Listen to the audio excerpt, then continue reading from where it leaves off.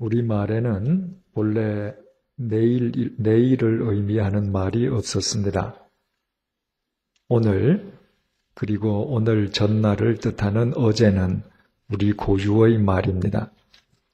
하지만 오늘 다음 날을 뜻하는 우리 본래의 말은 없었습니다.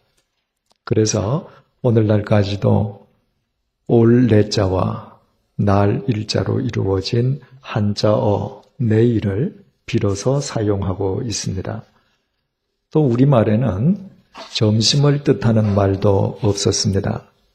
우리말로 아침에 먹는 밥은 아침이고 저녁에 먹는 밥은 저녁입니다. 그런데 아침과 점심의 한가운데, 즉 한낮에 먹는 밥을 일컫는 말은 없었습니다. 우리말에 참이라고 하는 말이 있긴 하지만 그것은 부정기적인 식사를 의미하는 말로서 아침 식사와 저녁 식사 중간에 매일 정기적으로 갖게 되는 식사를 의미하는 말은 애당초 존재하지 않았습니다. 이처럼 우리말에 내일과 점심이란 말이 없었다라고 하는 것은 참으로 기가 막힌 사연이 아닐 수 없습니다. 수천 년 동안 가나안의 굴레에서 헤어나지 못했던 우리의 조상들은 하루에 단 2끼를 먹는 것으로 만족하면서 살았습니다. 그처럼 가난한 상태 속에서 살았으니 내일을 생각할 겨를이나 여유가 전혀 없었던 것입니다. 단지 있다면 눈물겹게 헤쳐나온 어제와 또다시 힘겹게 뚫고 나아가야 할 고달픈 오늘이 있을 뿐이었습니다. 이처럼 오랫동안 내일을 생각하지 못한 채 살아오다 보니 이제 형편이 좋아져서 하루 세끼밥에 참과 간식까지 곁들여 먹고 한자어인 내일과 점심을 마치 우리말처럼 사용하게 된 지금까지도 우리 민족에게는 일반적으로 미래에 대한 시선이 결여되어 있습니다. 미래를 내다보기보다는 현재와 과거 지향적이라는 의미입니다. 우리의 건세사를 되돌아보더라도 모든 사람들이 한데 마음을 모아서 미래를 향하기보다는 과거에 묶여서 서로 분열하고 대립한 불행한 역사를 갖고 있습니다. 오늘날 이 땅의 지도자들이 과연 저분들이 국가와 민족의 미래를 단 한 번이라도 깊이 생각해 보는 분들일까 의구심을 가질 정도로 과거의 족쇄를 스스로 차거나 타인에게 채우면서 오직 현실에만 집착하는 것은 이와 같은 연유와 무관하지 않을 것입니다. 그리스도인이라고 해서 예외인 것은 아닙니다. 한국 그리스도인들의 신앙생활에 간증은 대단히 중요한 비중을 차지하고 있습니다. 타인의 간증을 듣거나 자신의 경험담을 간증하면서 서로 특별한 은혜를 나누게 되는 것입니다. 우리 민족이 아직까지도 과거 지향적인 성향을 가지고 있음을 감안한다면 한국 그리스도인들이 특별히 간증에서 은혜를 많이 받는 것은 지극히 자연스러운 일일 수 있습니다. 문제는 과거에 대한 신앙 고백인 우리의 간증이 미래로 연결되지 않는다는 것입니다.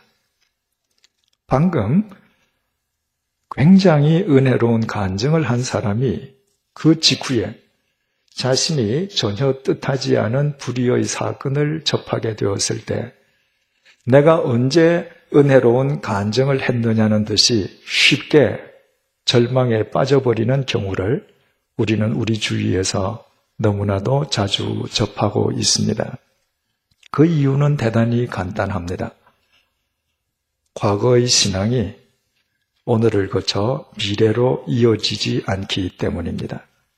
다시 말씀드리면 과거에 나와 함께 해주신 하나님께서 지금 내가 예기치 않게 당하고 있는 이 사건을 통해서 나의 미래를 가꾸어주고 계심을 믿지 못하는 것입니다. 그리스도인들조차 믿지 않는 사람들과 똑같이 매해 새해가 되면 새로운 각오를 다지지만 연말이 되면 어김없이 후회하는 것으로 한 해를 마감하는 것 역시 그리스도인들의 시선이 내일을 향하고 있지 않기 때문입니다.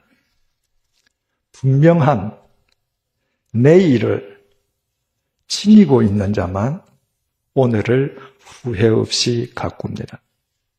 분명하게 내일을 지니고 있는 사람은 내일은 바로 오늘의 결과요. 내일의 질과 수준은 오늘의 질과 수준에 의해서 결정된다는 사실을 알기 때문입니다. 따라서 참된 그리스도인들은 과거의 토대 위에 굳게 서서 내일을 바라보면서 그 내일을 위해 오늘을 바르게 가꾸는 사람들입니다. 우리가 믿는 하나님은 영원한 하나님이시기에 영원한 그 하나님은 우리의 어제와 오늘에만 갇혀 계시는 분이 아니라 어제와 오늘의 연장선상에서 우리의 내일을 매 순간 새롭게 창조해 주시는 분이시기 때문입니다. 우리가 2007년도를 맞이해서 첫 번째 주일인 이 신년주일에 8주째 함께 살펴보고 있는 스테반의 설교를 통해서 얻을 수 있는 교훈이 바로 이것입니다. 노예인 이스라엘 백성들의 번성을 경계한 이집트의 파라오, 이집트 왕이 이스라엘 노예가 아이를 낳았을 경우에 사내 아이는 무조건 강에 던져 죽이라는 명령을 내렸습니다. 하지만 모세의 부모는 그 명령을 거역했습니다. 그들은 석 달 동안 아이를 숨겨서 키웠습니다. 하지만 석 달이 지나서 더 이상 아이를 숨겨 키울 수 없게 되자 그들은 방수용 구명 상자를 갈대로 엮어서 그 속에 아이를 누인 뒤에 그 상자를 나일강 갈대 사이에 내려 놓았습니다. 그리고 아이의 누이로 하여금 그 결과가 어떻게 되는지 멀리서 지켜보게 했습니다. 그것은 오직 하나님에 대한 믿음으로 인함이었습니다.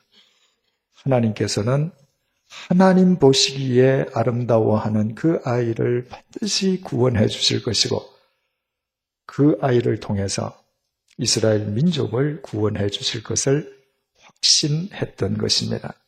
그 결과를 본문 21절이 밝혀주고 있습니다. 버려진 후에 바로의 딸이 그를 데려다가 자기 아들로 기름해 놀랍게도 이집트 왕인 파라오의 딸이 그 아이를 건져다가 자기의 양자로 삼았습니다. 아버지는 죽이라고 명령을 했는데 딸은 아버지가 죽이라고 한 그 아이를 자기 양자로 삼아서 확실하게 살려준 것이었습니다. 다른 곳에서라면 모르지만 이집트 파라오의 명령이 시퍼렇게 살아있는 이집트에서는 그것도 이집트 왕궁에서는 절대로 일어날 수 없는 일이 현실로 일어난 것이었습니다. 어떻게 그 불가사의한 일이 가능할 수 있었는지를 출애굽기 2장 1절에서 10절 말씀이 구체적으로 밝혀주고 있습니다. 레위 가족 중 한 사람이 가서 레위 여자에게 장가들어 그 여자가 임신하여 아들을 낳으니 그가 잘 생긴 것을 보고 3달 동안 그를 숨겼으나 더 숨길 수 없게 되매 그를 위하여 갈대 상자를 가져다가 역청과 나무 진을 칠하고 아기를 거기 담아 나일강과 갈대 사이에 두고 그의 누이가 어떻게 되는지를 알려고 멀리 섰더니 바로의 딸이 목욕하러 나일강으로 내려오고 시녀들은 나일강가를 거닐 때에 그가 갈대 사이의 상자를 보고 시녀를 보내어 가져다가 열고 그 아기를 보니 아기가 우는지라. 그가 그를 불쌍히 여겨 이르되 이는 히브리 사람의 아기로다. 그의 누이가 바로의 딸에게 이르되 내가 가서 당신을 위하여 히브리 여인 중에서 유모를 불러다가 이 아기에게 젖을 먹이게 하리이까. 바로의 딸이 그에게 이르되 가라 하매 그 소녀가 가서 그 아기의 어머니를 불러오니 바로의 딸이 그에게 이르되 이 아기를 데려다가 나를 위하여 젖을 먹이라. 내가 그 싹을 주리라. 여인이 데려다가 젖을 먹이더니 그 아기가 자라매 바로의 딸에게로 데려가니 그가 그의 아들이 되니라. 그가 그의 이름을 모세라 하여 이르되 이는 내가 그를 물에서 건져내었음이라 하였더라. 저는 성경에서 이런 구절을 보면 숨이 멎는 것 같은 감동을 느끼곤 합니다. 하나님께서 우리 각자를 위해서 얼마나 신묘막측하게 역사하시는 분이신지를 구체적으로 일깨워주기 때문입니다. 아이의 부모가 갈대 상자에 아이를 담아서 그 상자를 나일강 갈대 사이에 내려놓았을 때였습니다. 그 순간에 갑자기 이집트의 공주에게 목욕하고픈 마음이 들었습니다. 왕궁의 목욕탕이 얼마나 화려하고 편리하겠습니까? 그런데 그날따라 공주는 그 화려한 왕궁의 목욕탕이 아니라 나일강에서 목욕하고 싶어졌습니다. 나일강에서 목욕하는 동안에 공주를 수행했던 시녀들 가운데에 몇 명이 강가를 걸었습니다. 그 시녀들이 움직였기 때문에 목욕하던 공주의 시선이 그쪽으로 향했습니다. 공주가 시녀들을 보는 순간에 바로 시녀들 발 아래 갈대 사이에 갈대 상자가 하나 보였습니다. 대이집트 파라오의 딸에게 무슨 부족함이 있겠습니까? 고작 노예가 만든 갈대 상자가 무슨 볼품이 있었겠습니까? 하지만 그 갈대 상자를 보는 즉각 공주의 마음속에서 상자에 대한 호기심이 불일듯 일어났습니다. 그래서 공주가 시녀를 보내어서 상자를 들고 왔습니다. 뚜껑을 여니 그 속에 히브리 이스라엘 노예의 갓난 아이가 들어있습니다. 자기 아버지가 죽이라고 명령한 아이였습니다. 그 아이의 부모가 자기 아버지의 명령을 어긴 발칙한 사람들임을 의미했습니다. 당장 시녀들에게 이 아이를 강에 던져 죽이라고 명령해야 할 판이었습니다. 그때 아이가 울었습니다. 얼마나 심하게 울었던지 모성 본능이 발동한 공주에게 그 아이가 불쌍하게 보일 정도였습니다.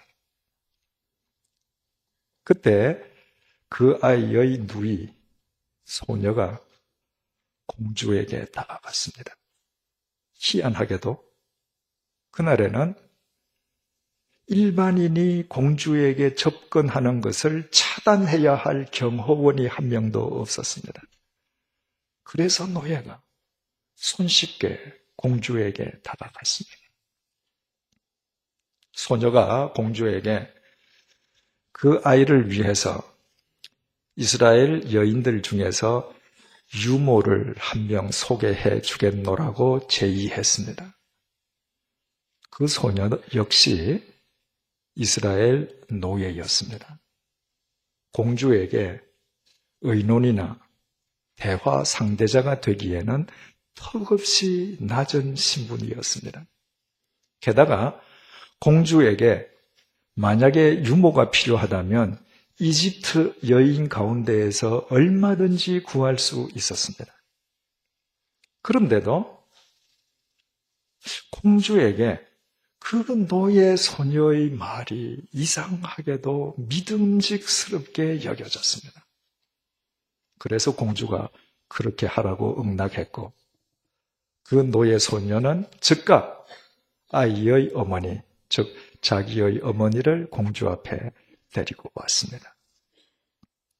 그리고 아이의 생모는 공주의 요청으로 아이가 젖을때기까지 공주의 보호 하에서 그 아이를 자기 품으로 키울 수 있었습니다.